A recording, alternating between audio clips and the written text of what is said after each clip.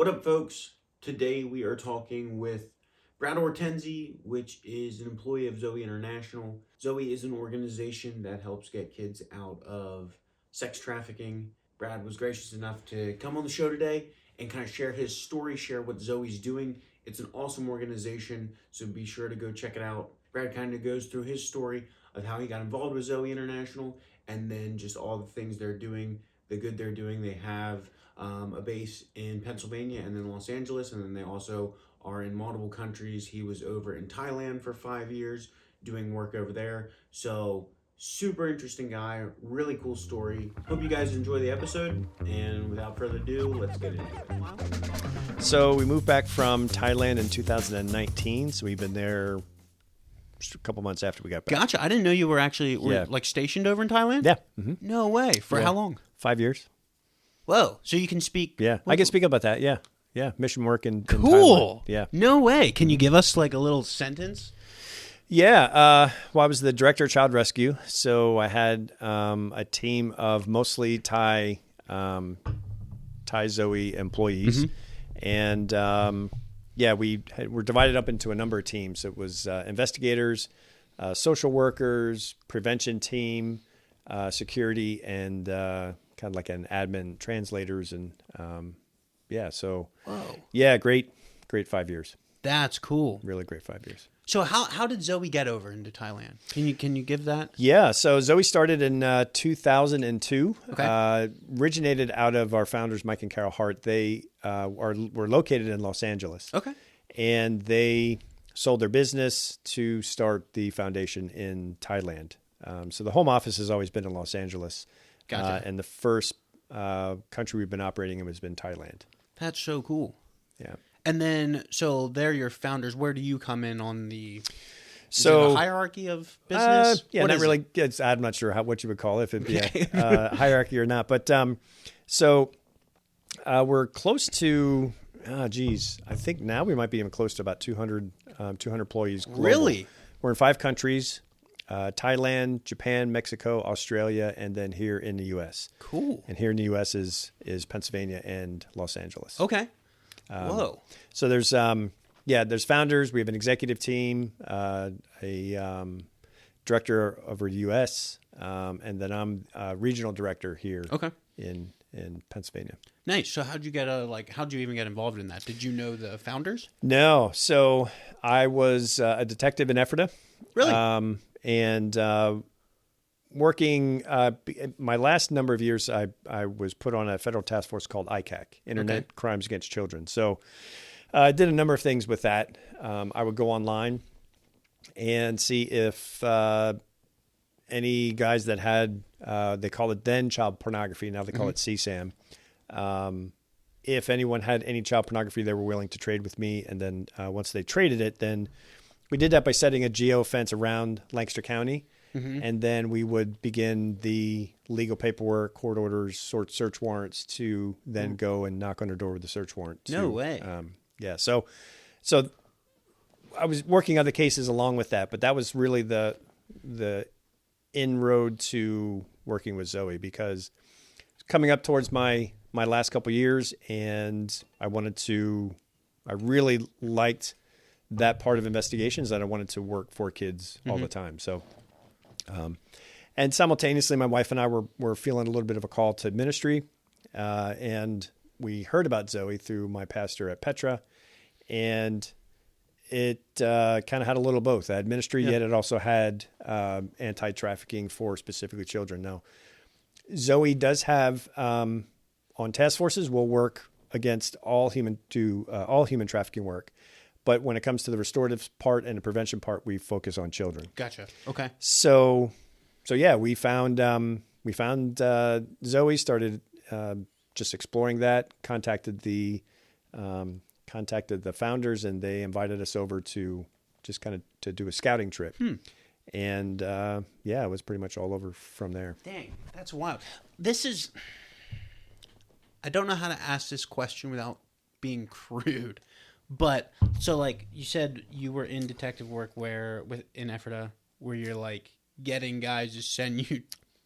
What's that like? Like what is that process? I don't even know. Yeah, can't talk about all the processes, but for the most part, it's through a number of file sharing programs, see what was offered, and then do that. We also did at that time through the ICAC, if we did some account takeovers, which means if that a parent came to us and said, "Hey, I think my child's being groomed online." Gotcha. They would then sign the account over to me, and then I'd become the child online, and then interact gotcha. with him to see where he wanted to go. If he Cool. I had, didn't even know that was a thing.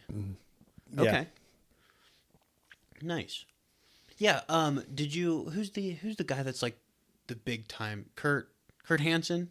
Yeah, Is that like the big time that made the TV show? To Catch a Predator. Yeah. Yeah. Is that show relative, like pretty accurate on what actually happens, or is it dramatized for TV? I mean, I think it's dramatized a little bit. There's a little bit, I believe there's a little bit of backlash with that because some of the cases, the way they were interacting with the defendants, not everything could be used for court purposes. Yeah. So why do it if it's not used for makes sense. prosecution? So, but yeah, that's a little bit of the little bit of the kind of the background. Gotcha. Nice. And then also I believe if my memory serves me correctly, did Kevin say you were a Marine as well? I was. Right on. Yeah. Thank you for your service. How long? Sure. How long was that for? 4 years. Really? 4 years active, and I did a year in active reserves. Okay. Where were you stationed when you were active? Mostly Camp Pendleton, California. So Okay. southern, between a little north of San Diego. Entered right at the right time. Went through boot camp, Marine combat training, and then went to my MOS school in Texas. And from there, I was supposed to go to Japan for a year, but then that's when Iraq invaded Kuwait. Yep. And so I was sent to Camp Pendleton for a few months, and then did 2 tours in the Middle East for Really? Desert Storm. Yeah. And was that like what was the I guess your mission, if you can talk about that? Yeah. So my job in the Marine Corps was Stinger missile operator. So Whoa! That sounds really cool. yeah, no, it was a really cool job. So in essence, a Stinger missile that time was all man portable. Now it's attached to a vehicle a bit. I think they do a little bit of both. But in essence, it's a heat-seeking missile. Looks like a bazooka that shoots down aircraft. So No. yeah. Oh, that shoots down aircraft. Okay, so is it like it's a shoulder mounted thing, or it's Yes. on a turret or something? Shoulder mounted. Yeah. Really? Yeah. So then you would infiltrate an area, or just like what does that actually look like? Yeah. Most of what our job, specifically in the Middle East, where we were attached to infantry units, Marine Corps infantry units, and then our job is to make sure that enemy aircraft did not drop any Air ordnance on support them. or anything? Okay. Whoa. Yeah. Did you ever have to fire one? Not during wartime. Okay, that's No. good. Yeah, and they're crazy expensive too, and we don't really know how much. I'm not sure if they told us, but I think just one missile was just a little south of $100,000. So, yeah, we didn't Just the head itself, not the actual. the whole thing. Okay. basically, yeah, we didn't fire them often. That's for sure. Is it a one-time use, or do you like reload them? That's a Okay. one-time use. Whoa. Yeah. How do you even get like trained in that? Like what? What do you? Yeah, that was my MOS school in Texas. Yeah, a whole month of learning the system, and then the Marine Corps is all about training. So even when we're not, Yeah. that's what we do. Train pretty That's much 24. fascinating. Yeah, 24. That's cool. Yeah, it was a cool job. Yeah, for sure. Yeah. In that, like with the whole military and everything, and even just the amount of, I guess, money, like you said, like south of $100,000, like in training, are you just ripping these things off and like there goes $100,000, or they're like dummy rounds? No, there's dummy rounds. Okay. There's we had a facility that was almost like a huge video game with that weapon system. So you would track aircraft and shoot aircraft. That's so neat. Yeah, it was a cool job. Yeah, it's kind of. I feel like so I grew up in a family that was like what's the word I'm looking for? Conscientious objector. Mm-hmm. It's like I don't know much about the military, so the military like fascinates me, and I think I like over romanticize like the jobs that there are. Just because too, like that when you haven't had a family member or you don't have personal experience of the military, it's like the most manly thing you can do, which sounds awesome. And then like Stinger missile operator, like that sounds so cool. But Then you had to go like through the whole boot camp thing and everything. Yeah, boot camp first, and then at that time, everyone went through what's called Marine Combat Training, and that was a whole month of training, and then from there to your MOS school. MOS is Military Occupational Specialty. Okay. Yeah. So then from there, then you're ready to go into the fleet, and then that's when the training really begins. Gotcha. That's like what you're specializing in Right. for your position. Okay. Yeah. Cool. In that, how long was one of your tours? The first time, we were there 9 months ish. Yeah, I was there 9 months, and then the second time we did what's called a Westpac, a Western Pacific, so we were on ship. And Marines are amphibious. Okay. So oftentimes we're attached to a ship when we go really? overseas. Yeah, it's kind of how we differ from the Army. Gotcha. I did not know that. Yeah, so a lot of that time going over and coming back, and then both of those tours were attached to a ship. So I lived on a ship, I think, pretty close to a year and a half. Whoa. Yeah. No way. Yeah. How was that? There were parts that were great. Yeah. But we lived in a what's called a berthing area with 15 Marines that were not much bigger than the size of this room.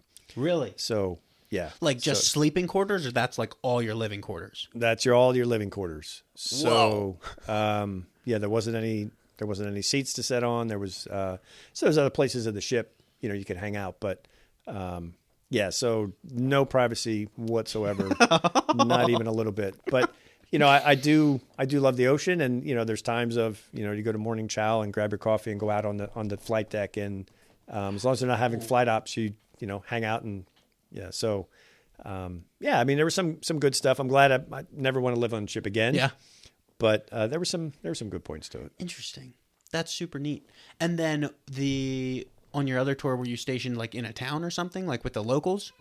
Or is that like not really a thing? No, same deal. So in that Western Pacific, we hit a number of training countries on the way over.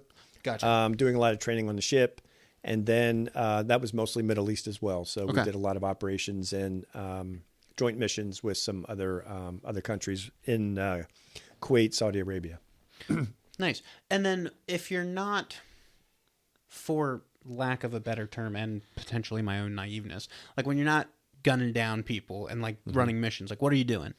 Like just doing trainings? Training all the time. And there's there's different types of training. There's infantry training, range training, always training with the weapon.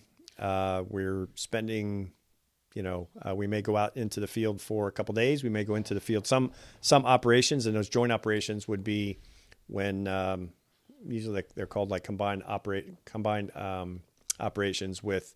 So there's aircraft, there's tanks, all other types of ministry, artillery, everyone's kind of combined in doing the same operation. So some of those were 8, 9, 10 weeks at a time. So we'd be living in the desert of either New Mexico, Arizona, and training that way. So Marines spend a lot of time outside the barracks in call it in the bush, but in the desert. Okay. Is it as grueling as we think it is? I don't know. I mean, I was younger back then, so I could do. I mean, now I'm sure it would be grueling, but yeah, I mean, it's there's high standards. Marine Corps has very high standards for physical fitness and for operational readiness. So that part, and it's high standards. Yeah. But I always appreciated that everybody knew what was expected of you. Gotcha. So, but yeah, it was great 4 years of my life. Glad I did it. I really struggled whether I wanted to stay in, and I did love it enough to stay in, but I also knew that it's not a place for me, it wasn't a place to raise a family. Yeah. It's a really hard family life. So that's why I chose to get out. Yeah. The bond, so I'm assuming you had like a team that you ran with for most of the time. Like, yes and no. There's guys are moving in all over the place, getting, stationed different places.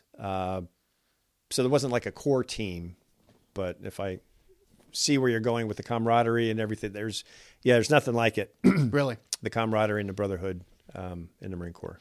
And do you think that's just because like you're entrusting your life to like what? Because I feel like a lot of businesses and even just like other like we all analyze the military for this. We're all just like, okay, how do we get what the military gets?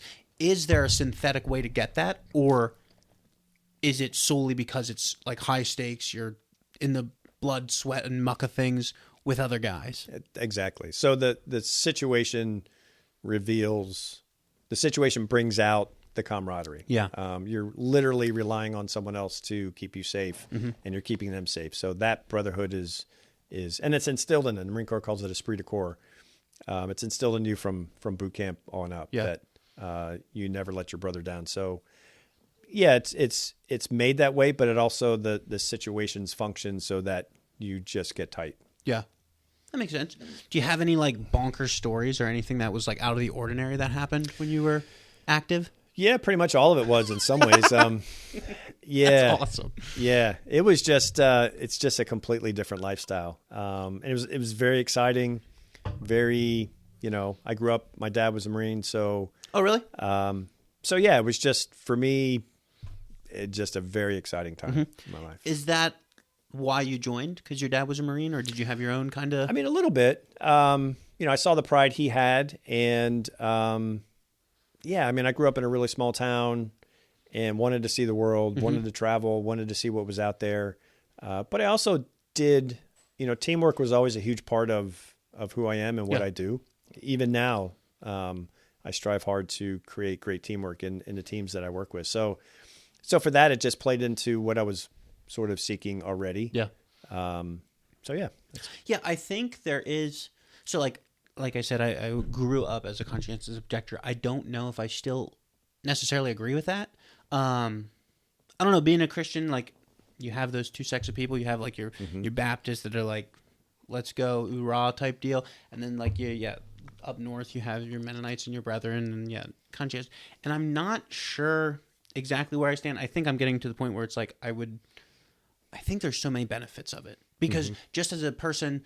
Growing up, especially growing up in today's day and age where maybe the discipline is a little more laxed, maybe there's more instant gratification because of technology and everything, I think it's a huge learning potential. And also, too, it's awesome to serve your country. And, like, I guess my weird thing is, and maybe you have some insight on this, but, like, in church, even if you are a conscientious objector, depending on what your church is, like you're thankful for the guys gone to keep you safe. And if we're thankful for those guys, but we can't be those guys, then I don't understand.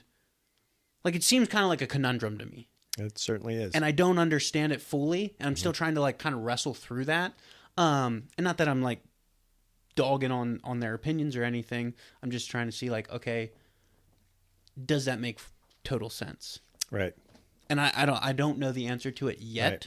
Right. So we'll see. But I don't know. What's your take on that? Because maybe if I can cut you off here, did you grow up a Christian or did you only become a Christian? No, I mean, I grew up Catholic. Okay. Yeah, and I think I had a pretty solid belief. I certainly had. It wasn't just religion to me. There was a bit of a faith, but I'm not really sure I knew exactly how to walk that out or what that really looked like. So at the time I was in the Marine Corps, I would say that I really was not walking Gotcha. in that capacity. Which then, wait, what was my original question? So conscientious objector, yeah. So I mean, there was never any doubt about any sense. of that. Yep. Yeah, and to me, I certainly don't. If someone has a true belief and, not taking a life or not, I don't understand the not serving part to a certain extent. And I always say also like one of my hangups a little bit is conscientious objectors can make their decision because they know there's going to be other people fighting for them. It. Yeah. I wonder what it would be like if there wasn't anyone fighting for them. So yeah, I'm not sure. And I'm always curious on people's perspectives, especially people that have served, because I think it makes me more aware. Like, I think when you continuously branch out to people that maybe don't have the exact same viewpoint as you, or don't have the exact same viewpoint growing up as you, it lets you really understand what you think because you need to wrestle that. Like when you're around people you agree with all the time, and you don't really need to wrestle with anything. Right. So, yep. I don't know. Yep. But yeah, it is an interesting thing. But I forget where we were going with all of that before we got on that tangent. What were we saying? I have Well, a very bad memory. yeah, no, we were talking conscientious objectors and how you grow up. But that's yeah. And then with that, like moving in from the military, then you did police work. Mm-hmm. Okay, and Right. locally here. Yep. Okay. Yep. And then that's how you got into the trafficking task force, and then Correct. moving on to Zoe. Yep. Which is that something, or I guess too, I should follow it up with this. Did you watch the Freedom Cry movie? I did not. Man, dude, Yeah. solid movie. Like it's very tastefully done, if you can say that about it. Like it's not. It very much alludes to like the horrors of what is happening, but in a way that you could still take your 13-year-old son to watch and everything. Yeah. And I just am curious on your perspective about this, because I feel like it like fires you up and it kind of gets you like really mad. Like you are super mad at those characters that are doing a very good job at portraying something, but like, but then in like 2 weeks it kind of fades. So like for you, I would assume that this is like a passion of yours since you've stuck it out for as long as you have. Correct? Sure. Yeah.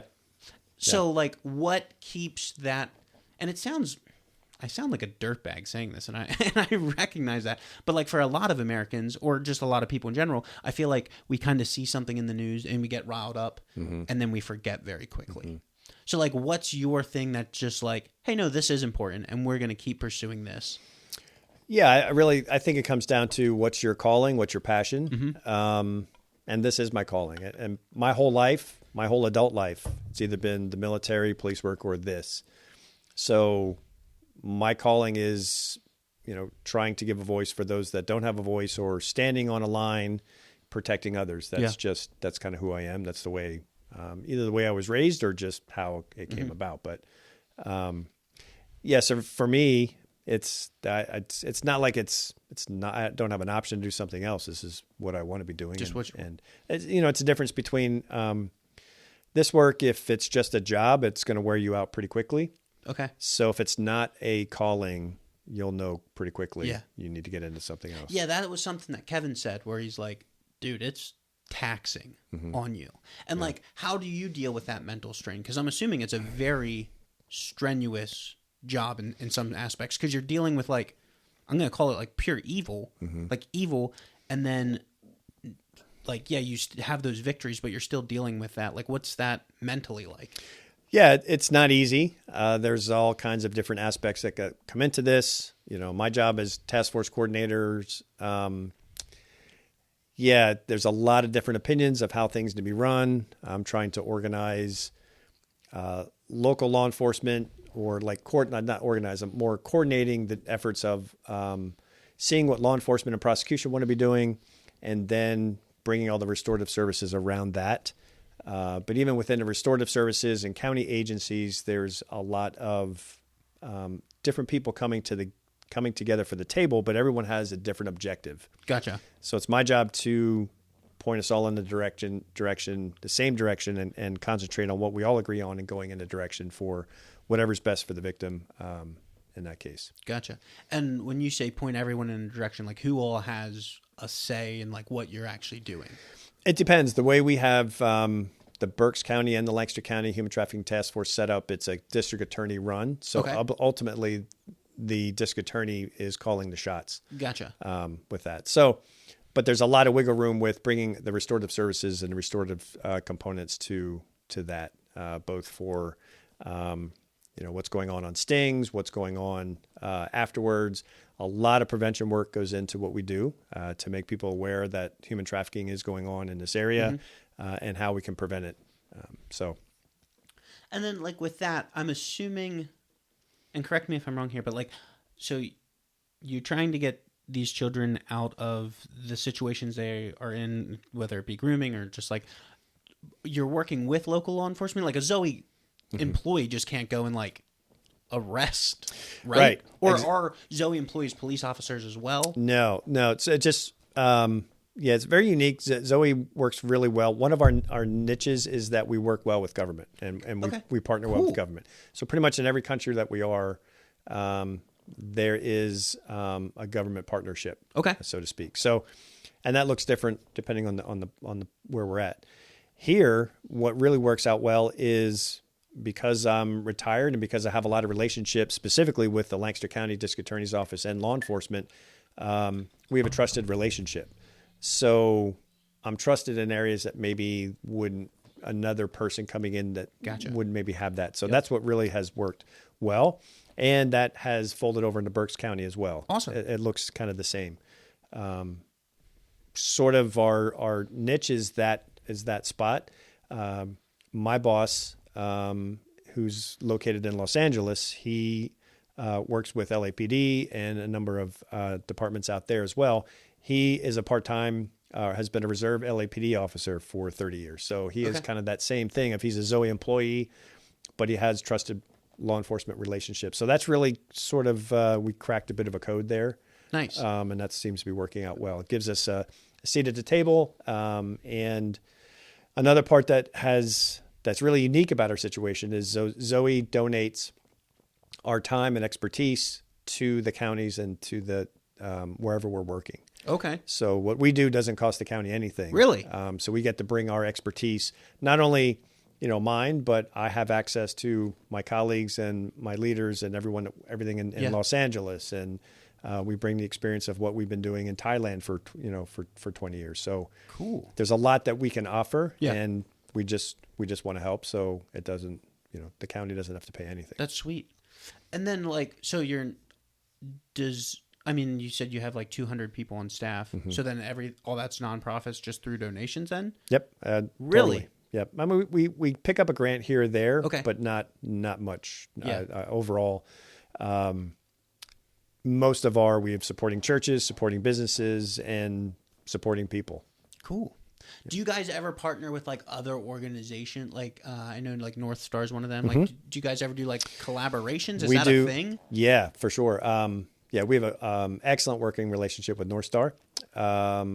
We do most of our training last year just for example, between North Star and Zoe, and most of these we did over 55 trainings, and most of those trainings we did together. Okay. So it's really a kind of a cool concept of when we do trainings, whether it's organizations or a lot of county organizations, we're spending a lot of time training organizations and agencies within the county. So, probation, law enforcement, children and youth, all of those, all those functioning agencies within the county that make the county run. We spend a lot of time partnering with them, making sure that they know this is what's going on in Lancaster County. Gotcha. And so that part, it just makes sense that during the trainings, I talk about and teach about human trafficking 101. This is what's going on. This is what police and law enforcement are doing. And then I hand it over to Melinda Clark, the CEO of North Star. Okay. And she works on the trauma bond and the life of the survivor and what the survivor or someone that's in the life is experiencing. Yeah. So it's a really good holistic, That's super cool. kind of very robust training. Yeah. And when putting something, so like, I'll take this for example, because this is like the only thing I've really built. Like with this, I can watch a YouTube video and kind of like, but you still need to piece it together. Like you have no idea what you're doing. And when you start something, like how do you start something? I'm assuming there's not YouTube videos on how to run a successful sex trafficking like prevention. Yeah. Well, like, how do you do that? I guess you like, especially at the beginning, like when you don't have all the resources. Yeah, a lot of research. And again, we're blessed that Zoe's been doing this for 20 years. Yeah. So we have a lot of experience and a lot of successes to build on. So, and we have a lot of people, I'm blessed to have a lot of colleagues that we do the research. We do, we're constantly rubbing elbows with experts, with research and finding like what we're doing. We have, a lot of regular meetings with Zoe, but one of those meetings per month is all our global leaders of, hey, this is what's going on. This is what we're doing. This is what's working. This is what's not. And then we interact with, other organizations that we find successful and have done it right. So, and the government is a bit of a help. There's a number of research that the State Department has done to help put together human trafficking task forces. So ours is pretty unique here in Berks and Lancaster because of the setup that it is, that Zoe's the coordinating organization. We help fund some of the stuff, as I said before. And again, we just offer it completely free to the counties. And it's a bit of a different approach. Yeah. When I came back from Thailand in 2019, that was heading right into COVID, started the relationship with the Lancaster District Attorney's Office, but COVID hit, so everything just kind of slowed down. But that afforded me a year and a half of research. Gotcha. So I met with and spoke to a lot of human trafficking task forces of what's going right, what's going wrong, what's working, what's not. So we decided to set it up the way it is with the district attorney running the task force, with Zoe being the coordinating organization, which just is able to fill a bunch of gaps. Yeah. And this is maybe a little bit of a skewed question, but like I know you just brought COVID up. When our business, so I'm a plumber, when COVID hit, like prices went through the roof, lead times went out to like ridiculous amounts. Like, oh, in 2 years you'll get this. It's like, okay, well, like what was your effectiveness? Like, did that really hinder your business or not your business, the organization from operating effectively? I mean, here on the East Coast, not really, because we were, again, just starting the task force, and, Nice. and that gave we have a staff of 7 now, but then it was just me. Yeah. Okay. So I didn't know that. just kind of just getting everything off the ground, and I really did need that did need that research time. Well, that's So it was good. a plus. Yeah, that's awesome. It was a bit of a plus. Yeah. And now you've built it to a crew of 7 people, you said. Right. Cool. What's that like? Like just building that up?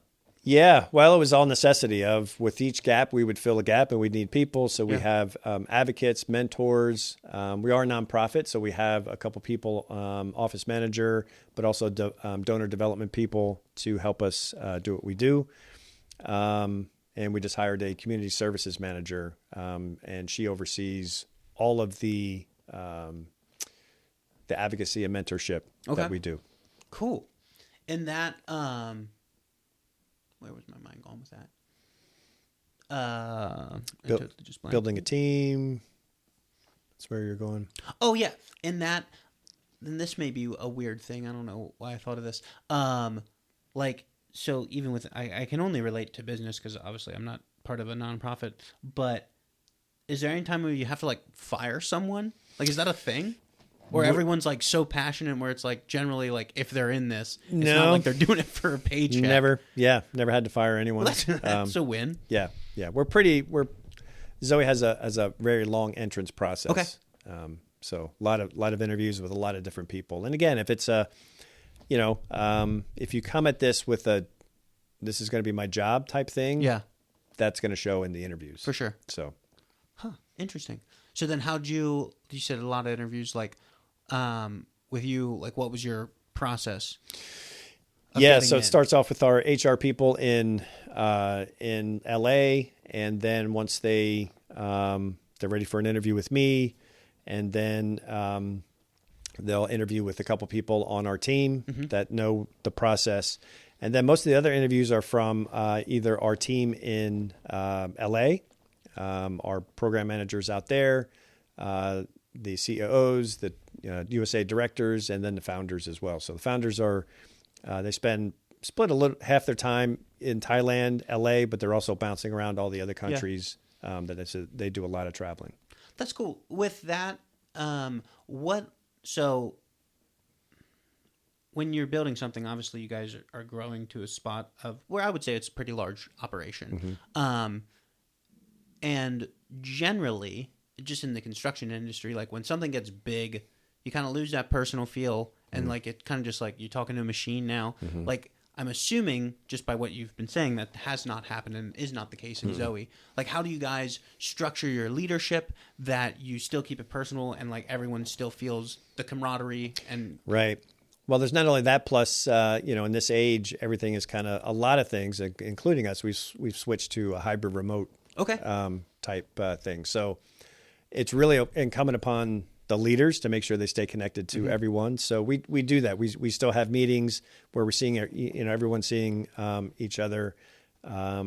I mean, for myself as a leader, it takes a little more time because even though that now we're hiring people that are taking direct reports, I'm still connecting with them. Gotcha. Those that, so, to give that personal feel. So, yeah, I would say it takes a little more work because it's not like you're all in the same office and you're hanging around, the cubicle having those conversations. So I think that type of leadership needs to be a little more cognizant that you have to make those opportunities happen. Be a little bit more intentional, because even we had our business changed locations, and our shop and our office were at 2 different locations, and just like super, like you need to be super intentional with communication, even how jobs flow, right? And stuff was like we learned like stuff was dropped. There was frustrations. People were ticked at other people. Some being my fault. But yeah, like, and especially there where it's now a national and international thing, like I would only imagine that communication and everything would have to be ramped up and like on another level. And it has to be a little more direct at times. Even, when our team interacts with the home office in LA, there's a 3,000 mile gap there, but it's, and there's different time zones. There's different time, whenever I interact with LA, that's either a 12 or 11 hour time difference. Oh yeah, true. I didn't even think about that. Yeah. So many times I'm having meetings, either my early morning or their early morning and my late night or whatever. So, yeah, it just takes. There's some really great aspects to being international, but there's also some challenges to that. Now with being in Thailand, like, do you have to monitor like how you communicate with them, or like is anyone ever like trying to watch your calls or anything like that? Is that a thing? No. Okay, I didn't know. It's not. Right. I don't know. Good question, but no. Okay, cool. Do you guys have any like cool events that you're pretty excited for coming up in the future? Yeah, so coming up, we have the Race Across America in June. Oh, that's this June. Okay. Yep. Yeah, so we're gearing up for that. Really excited. We have a great team, great crew. This will be our 4th time doing it, so we've ironed out a bunch of the kinks in it. But overall, I mean, it's called Organized Chaos. Yeah. So the ride itself, but so that's what's on the horizon right now. Did you? Is it the same team as last year, or is there different? No, there's a couple different cyclists, and I think we've kept the crew pretty close to the same. Maybe 1 or 2 different people, but nice. Yeah, I watched. Alex shared with me the documentary. Mm-hmm. Yeah, phenomenal. Yeah, I was not expecting. And I guess I didn't know what I was expecting, but I was expecting more of like a little bit of a camcorder feel. Yeah. Very professional. I was very impressed. I literally cried twice during it, which I'm not an emotional guy, so that kind of threw me. I was like, what the world? Yeah. Yeah, that was fun putting together. And our founders wanted a documentary just because it's an interesting story to tell. Yeah.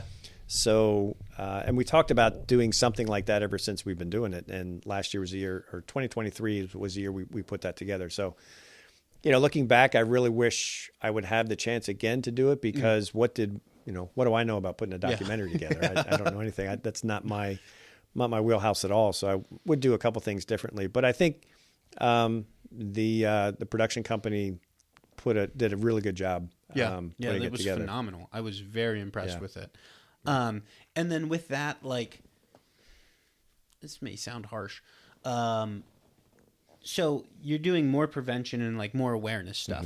Do you see an influx of when you do more awareness, then more bad goes up type deal? Or is it like, do you see a decrease or no? What's that like?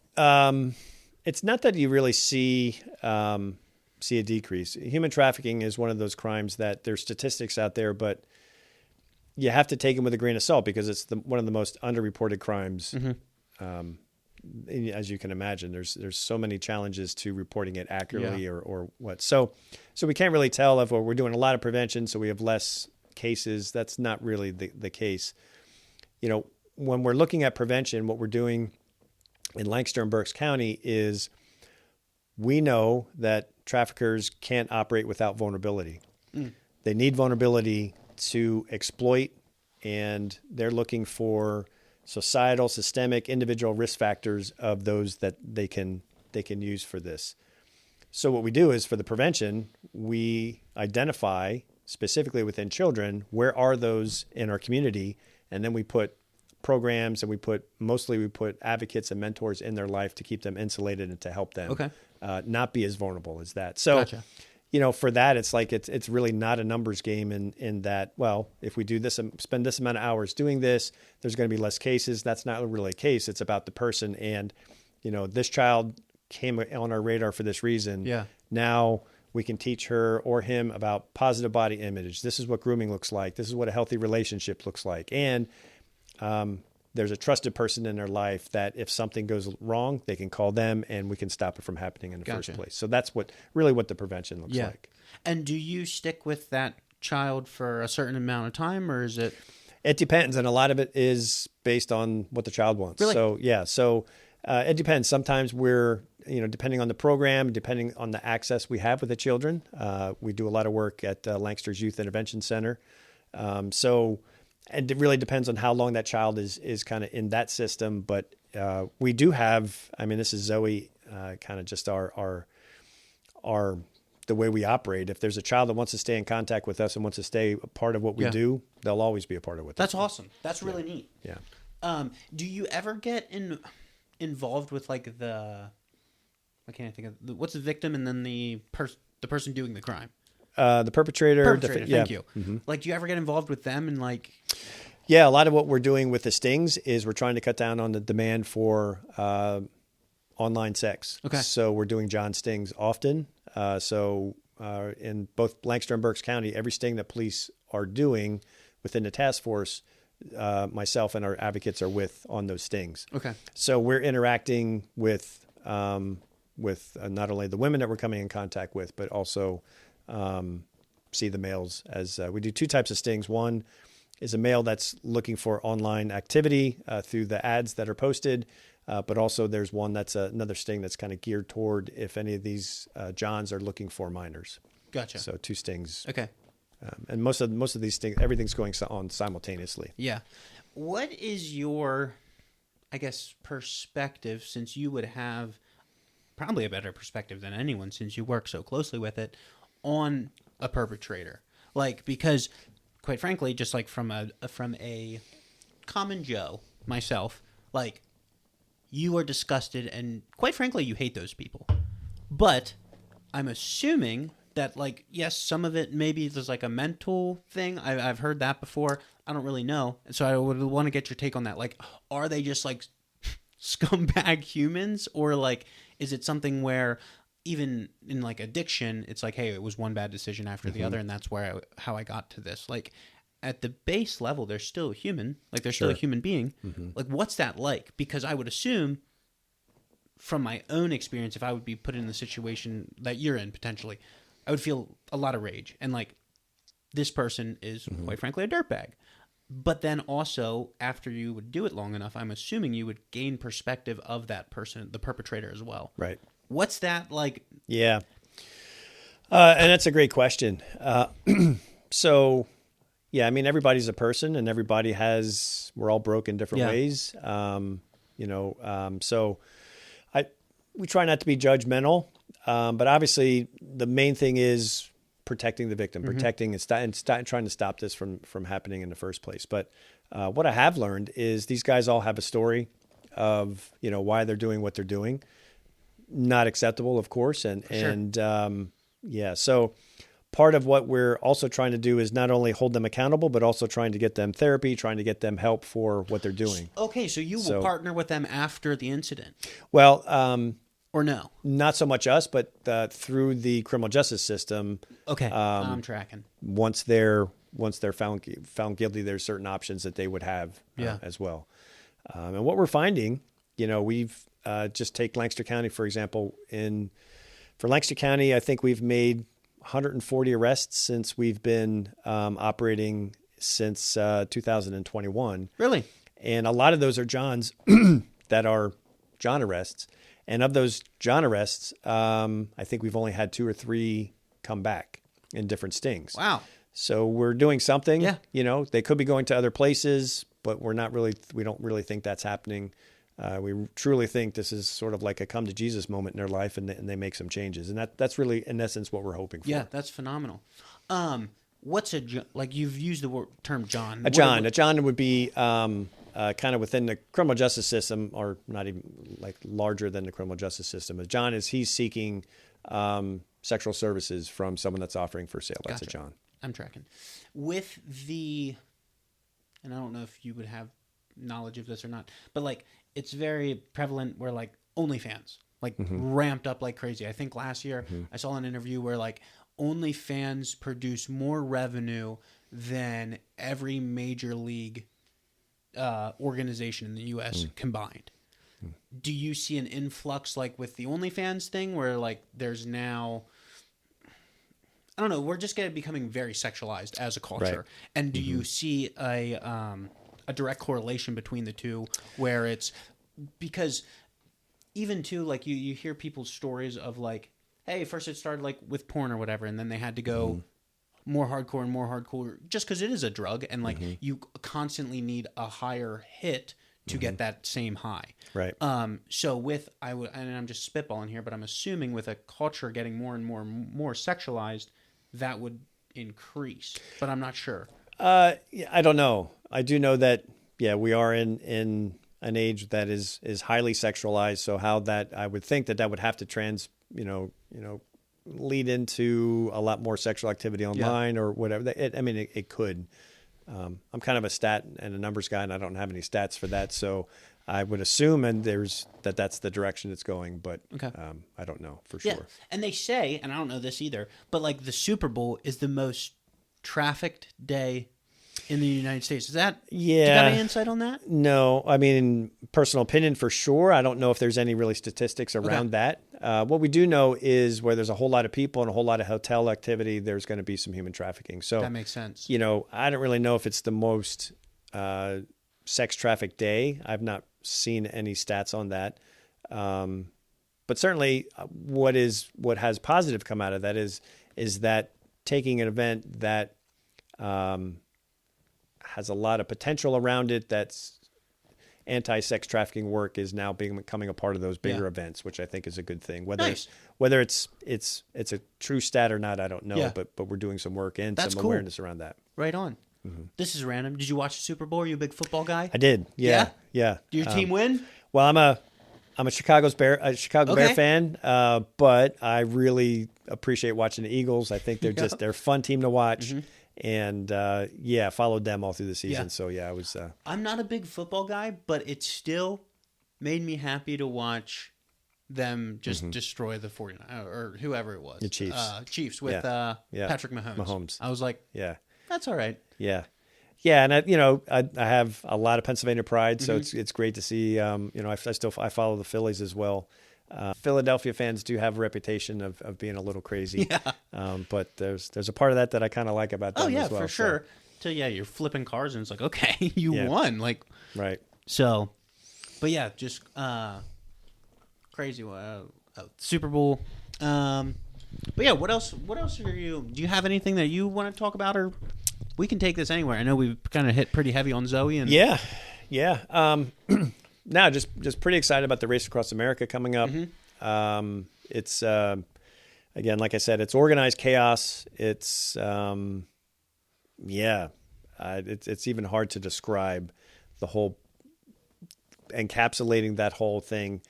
We have a strong team this year, probably one of the strongest and fastest teams we ever had. Really?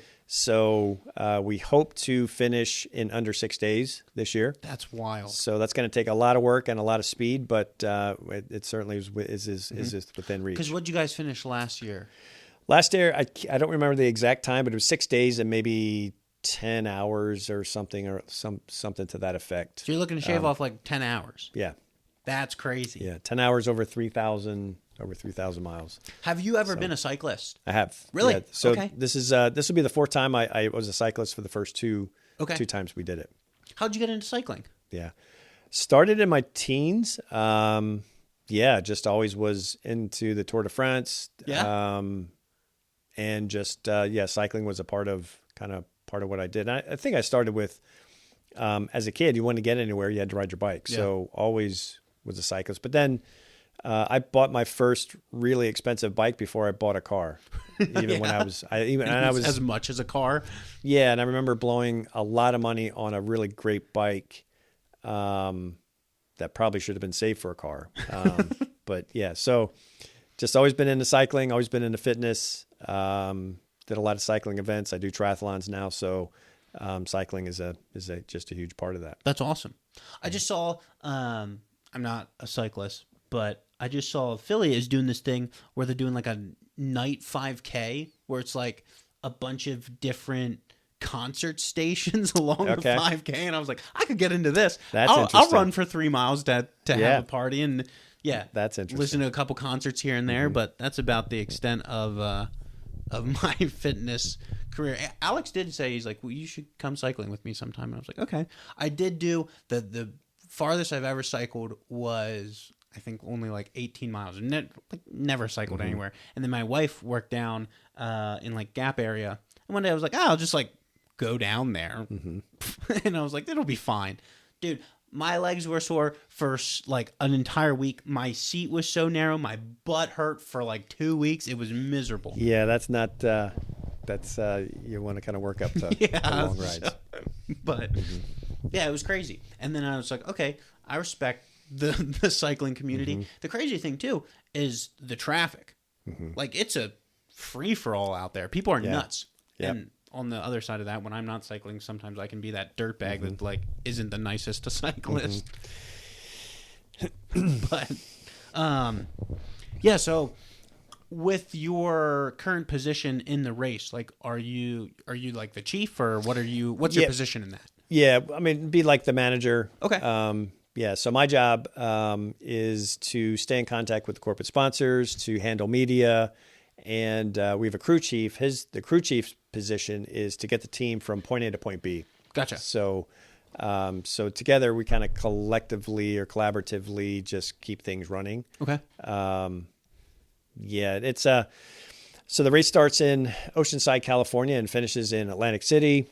Once it starts, it never stops. Yeah. So it's a 24-hour a day thing, and so we have we enter into the 8-man relay team. So we divide the whole those guys into 2 4-man teams, and then each team has their own crew with them.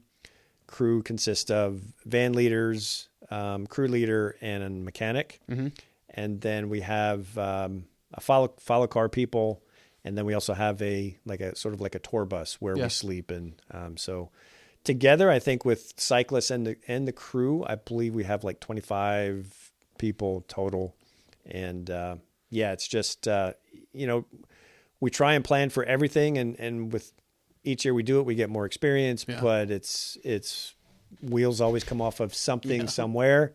It's trying to make sure we have enough contingency plans in place and enough good people and plan to fix the problem. Is that the stuff you remember though? Like, because I know, like, even with life just always throws you a curveball, and generally, like, that's always the stuff. You always remember the bad stuff. Yeah.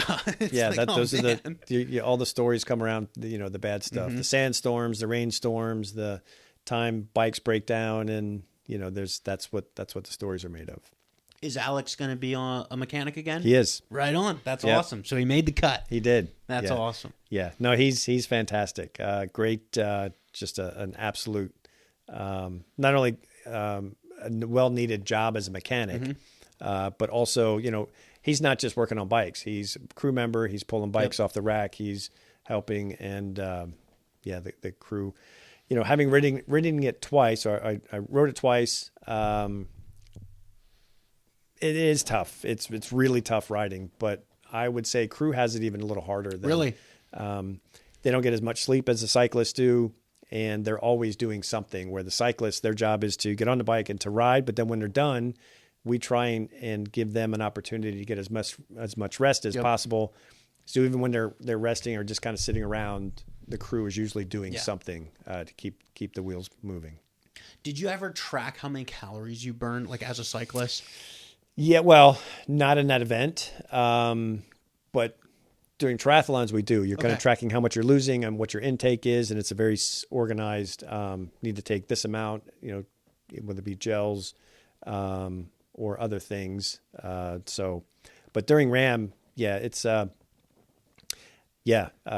always get a kick out of when you see the videos of the cyclists, or anybody for that matter, but mostly the cyclists, of see what their faces look like in the beginning and then see what their faces look like at the end. It looks like they've been through a war zone, big dark circles under their eyes. They look tired, and so it takes a toll. And what food are you supposed to be? I'm assuming you got a pretty strict regimen of eating. Like you can't just. No. Oh, really? Not at all. Really? Yeah. So we try and get them as much healthy stuff as possible. But again, because this whole thing is moving at a speed of 20 miles an hour, and that doesn't stop, you're limited to what you can get sometimes. That makes sense. So we once heard, when we started doing research for this, of you have to be able to plan for or be okay with eating whatever you can buy from a Walmart. Yeah. So that's kind of it. Now we try and upgrade the food and upgrade the nutrition for that, and they're also each nutrition, how they do their nutrition is up to them. Each cyclist is different, but they're also taking supplements and things to whatever it takes to get them through their 12-hour shift. Gotcha. That makes sense. When you were doing it, did you have like a playlist or anything that kept you rolling, or are you just raw dogging it? Just hearing and you can't you have to have one ear open to that. For traffic. And one of the each cyclist has a radio that they can interact with their crew. Oh, gotcha. I didn't know that. So that makes sense. So they're attached. We cannot. There's radios in the crew van, but specifically the follow car is telling them directions and making sure that they're going, or saying, hey, a big truck's coming, make sure you get over that. So for safety reasons, we can only have one earbud in. So, gotcha. So there wasn't any playlist to keep it going. Right. Gotcha. Man, I think that would be a tool. Like, I'm a big music guy. And so I did this one thing, which was kind of silly, but I just randomly was like, hey, I'm going to try to run a marathon. Like, no training, no nothing. And I was just like, okay, so loaded up my stuff. Never ran. Like, I think the most I've ran was like 5 miles. So get out to the trail. I did the Lidditz to Ephrata rail trail and started running. And on like mile 2, I was that wet sweated. I had like Bluetooth earbuds and it fritzed them out. And I was like, I'm done. Like, I'm so sad. I kept running, but boy, did it like defeat me. And then I realized me and my brother have been doing this thing this past winter where we'll go like rucking. You know what that is? Yep. Yeah. So we were just doing it like around the farm. And then in the snow, like every night, right around 9:30, we would go out and ruck. And then I would alternate between that and then just running. And I would do like 4 laps around the one chicken house, which is like roughly a mile. And on lap 4, I would always put on Gonna Fly Now, like the Rocky theme song. And I swear you can run fast. It was insane. Like, I would be like kind of dogging it, and that music would come on and just pick up the pace. It was like an emotional steroid almost. Yeah. It was phenomenal. I think music has like a ton of power in that, which absolutely is crazy. Yeah, no doubt. Are you a big music guy or anything like that? Yeah, I would say a fairly music guy. I'm not. A lot of my training I do without music. Okay. So I did an Ironman last year, and with that, you can't have any supplemental anything. So you can't have music. You can't, no earbuds at all. You can't even take a phone with you. And it's designed that way because Ironman says, kind of like their philosophy of, it's as much mental as it is physical, and you need That's so impressive. Yeah. So I started doing a lot of training without music, and I think it's actually good. In today's world, for me personally, we're always have our face in a screen or something, and so we're kind of feeding our head in so many ways. So for me, the training became just that quiet time of just nothing and just kind of let my mind muse. Yeah. But so then, if you're like pushing yourself in training, are you still like thinking of things? Like, are your thoughts wandering, or are you like focused in? No. Yeah. And you have to, especially during the Ironman, you have to focus like, okay, am I going to think about the pain, or am I going to think about something else? So you have to be intentional about not thinking about the pain, because you can go down some dark alleys there of just feeling sorry for yourself, or I want to quit. Have you ever quit a race you started? No. No. Uh-uh. What an awesome. No, are you kidding me? That was awesome. With the Ironman, what all entails in that? So it's a 2.4 mile swim, 112 mile bike, and then a marathon, 26.2. And what makes you subject yourself to that? Well, for me, and I was doing some already into triathlons. It's just kind of it became my next thing after cycling, and I have enjoyed running in the past, but for me it was I got into doing half Ironmans. Okay. So all of those distances cut in half, and they were fun. But once I did that, I was like, you know what, I want to do at least one one full Ironman. So did it, but for me it was a little bit of a quest in that, I've always had a pretty high stress job. And I'm coming to the end of like, do I have what it takes to finish strong? Mm-hmm. So we tend to, at least I do, only fight the battles that I know that I'm going to win. And this was the first thing in a long time that scared me. Yeah. Because I didn't know how it was going to end. Yeah. There's a lot that can go wrong, and there's a lot. So I really enjoyed the regiment, 6 months of training and the event. So for me, it was more of a quest of, coming to the latter part of my work days, and do I have what it takes to finish strong? And so the Ironman was sort of an answer to that. That's awesome. That's cool. Yeah, for sure. Like you get comfortable in something, and there's a guy in the industry we work in. He's like 65. He's a salesman, and just does not fit the mold. Like still just getting after it, and it's incredible to see because it is. And even society, like it's acceptable. Like, hey, retire, like clock out. You put your work in. And when you see a guy like that, it fires you back up, and you're like, for sure, this is sweet. Yeah.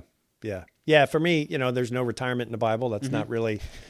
So what does that look like? So and I loved, at the end of the Ironman, I just loved how in shape and fit I was. Yeah.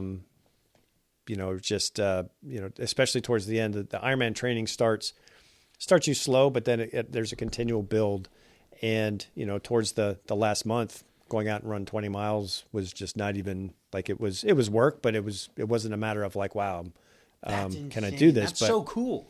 But your body just adapts. And to me that like, I kind of strive on that, going after something like that. But I really almost got addicted to how great I felt. Yeah. It just, it was just this very healthy, when I'm training like that, I concentrate a little more and have a healthier diet, and you sleep better. So it was, that part is good for me. Mm-hmm. So that's one of the reasons why I still do those. And do you see that roll over even into your professional and personal life, like the benefits? Yeah, especially. And the clear head is the biggest part of that. We can get convoluted or just, kind of stuck in ruts, and when you're training for something, there is no rut. Yeah. So you're constantly pushing envelopes, and the endorphins of a good workout are a real thing. Mm-hmm. So that, a lot of times, I would take maybe an extended lunch and just work longer in the day. So during the extended lunch, I go for a run, and so I'm after a shower and I get back, I'm fired up in the afternoon, when normally, you're kind of just, you get the lull in the afternoon, but I didn't have that. So that's awesome. Yeah. That's so cool. Do you have any other races coming up in the future that you're going to participate in? Yeah, I have Garden Spot Half Marathon coming up in April. And a couple other events I haven't really signed up for. There's going to be some smaller triathlons that I'm going to do. But we are looking at kind of the same guys we did the Ironman. We're going to do the Ironman again next September. Nice. So full Ironman. So that training will start in January, February, March-ish. Yeah. What's the hardest part for you? The swimming, biking, or? Yeah, I mean, first of all, the swim. I'm not a great swimmer. Yeah. So that's tough, but not tough. It is tough physically, but not as draining as the running and the cycling. So, really? But it's more of it's sort of kind of a head game. Mm-hmm. Keep your head in the game. Make sure you're not expending too much energy. So swimming is just, that part's a little challenging. Biking, that's where I excel. So biking wasn't really tough. It's just a matter of, conserving energy. So you get off the bike, you can still run 26 miles. So the swim's first, then the bike, then the run. Right. Man. Yeah. Yeah, dude, I would die in the swim. I cannot swim to save my life.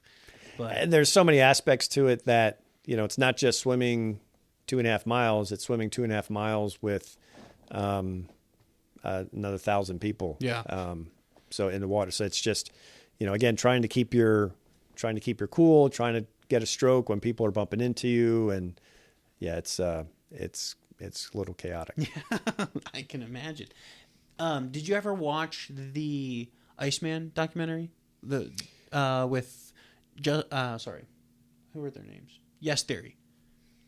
I don't think so. Would you know who Yes Theory is? The YouTubers. No. So they pretty much built they built a platform around the concept of like saying yes. Okay. So they'll go up to like random strangers at this point in their career and like, hey, in an airport, hey, if you're willing to cancel your trip right now, come with us. They don't tell them what they're going to do, but it's like an immaculate trip. Like, what an adventure.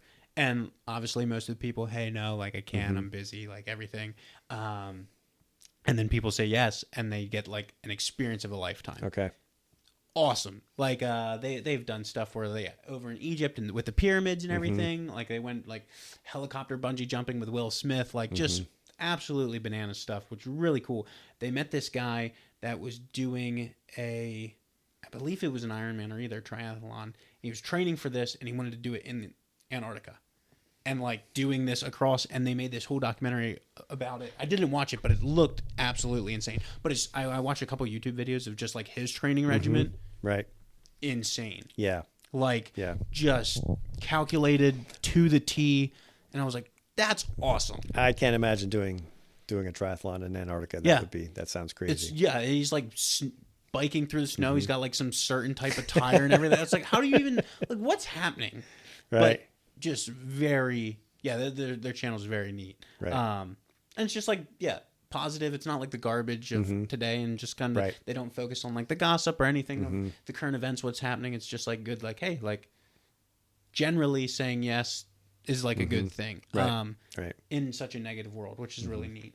But yeah, just a cool channel. But yeah, just the amount of dedication. And that's something too. I just talked with last week I had a drummer on from August Burns Red. They're like a rock band. Very good drummer. Like been drumming for 20 years. And he's like, it looks cool to everyone else, but he's like, it gets to be so mundane. Is that right? And he's like, but it's worth it. And I think that's the thing that like people lose nowadays is we're so instant gratification where it's like, well, if I click on this and buy it from Amazon, it'll show up in 2 days. And he's like, this is a guy that's been doing something for 20 years. And now he's the best. Like he's up with the 0.0001% of other drummers in the world. Right. But it was just cool to hear him say, he's like, dude, it's so mundane. Yeah. And like, he's like, I love it. Like it is my passion. But to think that it's this euphoric thing that's just amazing every Always time. fun all the time. Yeah. Yeah, for sure. Yeah. And that was just cool for me to hear because and then even like in the movies, which are, I still love movies, but it's like the training segments, like 4 minutes and you're like, I can do that. It's like, no, like that's not real. Yeah, no, and there's just a ton of work that goes behind any big project. And and so many, I know with, when I was training for the Ironman, it was just because of I didn't know what the outcome was going to be. I didn't know if I was going to be able to make it. The decision to train every day, which I'm not every day, but like 6 days a week. Yeah. It was there wasn't a decision. You were going to train every day. Yeah. So if it's raining, you're training. If it's 95 degrees, you're training. So that part in some ways made it easy. But again, it took that kind of that instant gratification thing of that whole 6 month process of, you just have to kind of do it. And I pushed myself to limits that I hadn't pushed in a while. That's so cool. I like that a lot. That's a very, I'm very much one where I'm not a moderation guy. I can't because I'm at my core lazy. So like I did a program up until my daughter was born, 75 hard. And so it's like you stick to a very strict eating regimen and like I heard about that. You could be whatever, like we made it because we involved like 9 different guys in it. So it's like, hey, like do it to fit your lifestyle. Like my one buddy was a trucker. So it's like, okay, well that's not going to, like for him to like prep, Sure. it's not going to work. But like, hey, I'm not going to drink soda or something. But what I found was like, when I just tell myself up front, like, hey, no, this just isn't a thing. I can do it. But if I have like a little bit of pasta, then I have 7 pounds of pasta. And like, I need to have that like barrier already set up where it's like, hey, this isn't even an option. Yeah, I mean, I'm a component of sometimes radical change is easier than gradual change. Yes. Just make up your mind to do it, and then the decision's already done. It's Yeah. And I think, it's just because I'm like so lazy. Like at my core, I'm just so like, it's like if I give myself even an inch, it's like, okay, I'm done. Right. And then literally my daughter was born. And obviously, it's great that people help out. Like, they gave us baby meals and everything, but then none of those were, like, according to the diet. I'm not going to be like that turd that's like, actually, can it be filet? Like, but then, like, totally fell off the wagon. And I'm like, God dang it. So, yeah, it's a thing where it's like, okay, hey, just hard, fast, no, right here. Even, too, like, when we're grocery shopping, like, I can say no in the store, but if it comes into the house, game over. Exactly. Like, I'm eating 12 of them. Right. But are you? Do you enjoy junk food? I enjoy eating. Yeah. So I'm not much of a junk food guy, but I certainly have pastries, all of that stuff. I love ice cream. Oh, I do too. What's your flavor? Usually Dairy Queen Blizzards. Yeah. Yeah. There you go. That's kind of my thing. And my wife loves to treat me. So even, she sees how hard I'm working and she knows I won't buy them myself. So sometimes she gets me, if she's, that's a good woman. Yeah. She's amazing. That's awesome. Does, this is kind of random, but now that you said it, it sparked my brain. With the job you have, like, I'm assuming you can't tell your family everything that's going on. Like, is that a weird, like, work? Yeah, no, I tell my wife everything. Okay, sweet. So she can know. Yeah, and the fact that she was with us, she's been with Zoe as long as I have. She's also a part of it. Well, she was a missionary with us. We were missionaries together in Thailand for 5 years. She works part-time for Zoe now, so she understands the mission, understands what's going on. So I'm tracking. Yeah. Does that ever, like, I can imagine that, if, like, when you have a bad day in plumbing, it's like maybe a contractor was mad at you or something, and then you still come home and you're like all grumpy, and your wife kind of takes the brunt of it. Like, in your area of work, I'm assuming the stakes would be a little bit higher than that. Like, does that... Well, between her and I, we've had to learn how to negotiate that and manage that. We learned a lot about what each other needs in situations like that. So, and I can say now she does really great with that. That's awesome. I'm sort of a person that if things are going bad, I'm not a complainer. Yeah. I'm more of I'll retreat within myself and be quiet, and she knows to either give me space or she knows how to pull me out of it. With ice cream, that'll work. Is that something, like, I'm sure that's just grown over the years and everything? Like, I've only been married for 4 years now, and like, I thought I had it together in year 1, and then you get to year 4 and you're like, oh my word, look at that guy. Like, he was a doofus. I can only imagine, down the road to that. I mean, it's good. We've always worked on it. We've, it hasn't always been great. Absolutely. But yeah, especially in Thailand, we really had to learn because we were living together, working together, and spending all our time together. So we had to learn how to maneuver and manage that. But, we just commented, over Valentine's weekend, we were away for the weekend, of just how far we've come, and like we just kind of understand each other. And I think that comes with, maturing, but we've also worked at it. Mm-hmm. Yeah. And I think, just part of maturing is being willing to do the work. The funny thing is, when you get married, you realize very quickly how selfish you are. At least I did. Where I was like, oh, dang. There's that. Yeah. There's that. And I've learned, and I think one of the main lessons I've learned from marriage is you can either be right or have peace, and rarely are going to have both. Yeah. So, and again, it's kind of respecting the other person and giving them, serving them the best you can. My wife had said at one point that, you're right almost all the time. I just don't like the way you're right. And that was okay.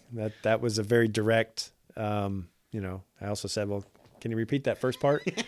But yeah, no, that I mean, and who wants to be around someone that's right with an attitude? Yeah. Kind of thing. So that hit me. That hit home, and I'm working on that. Oh yeah. Oh, and the moment you think you got it figured out, Mm-hmm. then it's the next thing, and it's like, Right. which is really cool. But it's like, man, just one time, I'd like to just have Yep. it figured out. Yeah, life is a learning experience for sure. Absolutely. What's something with you, the careers you've had? Is there like one large? I know that's not really a thing, but like your one large takeaway, like with, I mean, you've had some exciting careers, some very challenging careers as well, where.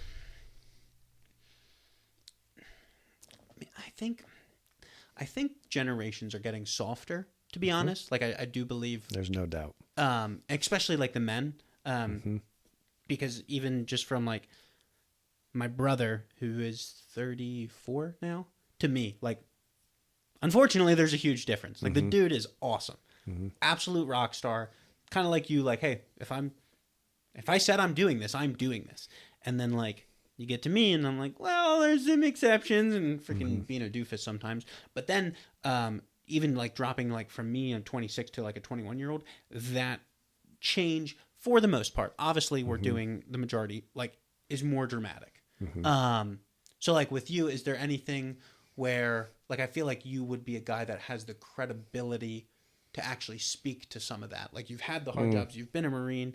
Like what do you see with kind of where the generations are going, like any advice for that type of stuff?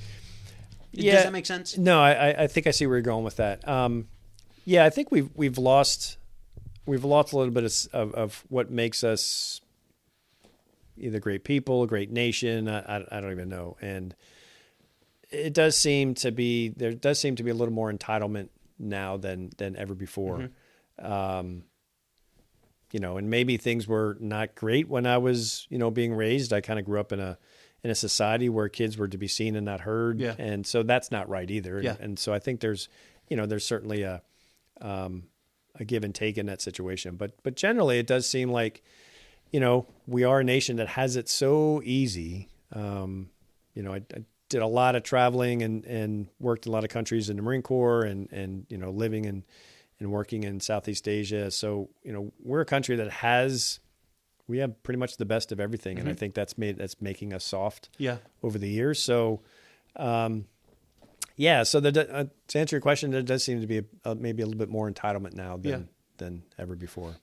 And even too, and I'd like to get your perspective on this, like even in the church, and just with Christianity, I feel like even just from my own research and findings, now America is at a point where we have so many luxuries and so many amenities that you no longer need God to survive. And I say that from my own like perspective in my own life. Like you go to some of these third world countries and like you just see the passion of the people there, and it's like, what are we missing? And it's like, well, we're missing the fact that they need like, hey, give us our daily bread. Like they're truly praying that in some of these areas where it's like, we don't know where our next meal is coming from. Right. And when you have that level of trust and vulnerability, like just like in any good relationship, it's kind of like common sense when you actually step back and like, hey, if you and your wife have that level of trust and vulnerability with each other, obviously you're going to have a better relationship than if you guys are kind of distant, like you don't really need each other. So maybe that plays into it a little bit. I'm not 100. I would assume so. Like, and from your perspective, a guy that lived a little bit more life than me and has traveled, I'm assuming more than me as well. Like, would you agree, disagree with that statement? Yeah. And I think just, again, we don't need to rely on God as much as we do. We have so much here. We have such a level of comfort here. And unfortunately, that level of comfort kind of transitions to comfort within our walk with God, or within how we view the necessity for God. So I agree. We're just in this kind of lulled into this idea of, hey, I'm gonna have a conversation with God, or I'm gonna pray when I need Him, or whatever that case may be, instead of having relying Him for every breath of the day. Yeah. So then, would you say now that we are going down that trail, should we strip our luxuries and amenities to further like because what's the balance then? Because like for me, as being kind of that feast or famine guy, like hey, I can't do moderation. So it's like, okay, so do we get extreme? But then you kind of are those tin hat people where it's like, dude, Sure. what is this guy doing? Yeah, I don't know the answer to that. For me, it's always been just that kind of like my habits or the disciplines have always carried me through. There's times where I may not want to set some time aside. Yeah. But I still do anyway, because I know that, also learned not to get hard on myself when I don't do what I planned out to do. But also, there's that give and take. But for me, the structure and discipline has always carried me through, especially the dry and the harder times. Yeah. But yeah, I think we're in a really unique, I'm not going to say it's the best time to be alive, but we're just in a very unique time of, with technology, I don't know, where you were with growing up with technology, but technology wasn't a thing when I was a kid. So now pretty much technology is going to be a part of everything we do. So it's just a different life. Yeah. I mean, I remember when we got our first computer at home and it was like that monster box and you thought it was the coolest thing ever. Played these video games that were absolutely trash, but you thought they were like, but for the time they were space age. It's like, this is incredible. Yeah. And now it's just changing so quickly, and the advances we're making are kind of scary sometimes, honestly, if I really think about it. But it's like, it is neat. Like, I'm not an anti-technology guy. Like, I feel like there's definitely its downsides for sure, and I think anyone that looks at our generation, you can see some of those downsides, but I don't think it's. Yeah, maybe that kind of ties back into what I'm saying, like with do you think you should strip your luxuries away? And it's like, well, I don't think we should strip them away. I think, we need to have people that equip us to know how to use them for benefit instead of, because like a phone can be used as a great tool, or you can just waste time on it. And it's more maybe the heart posture between the person holding it and not the actual device itself. I don't know. I have to think on that more. Yeah. And I don't think I'm not one that thinks we have to strip everything. I think just keeping everything in perspective and moderation. Yeah.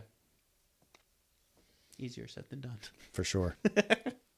But awesome. Well, hey, we're rocking right around 6:00. Any closing things you want to talk about? On topic, off topic? No, I think, I think we've love hit. Yeah, we've hit it. Perfect. Yeah. I appreciate it, Brad. Thank you so much for coming on. It was a blast. No, it's my pleasure. Thanks for having me. Appreciate it. Absolutely.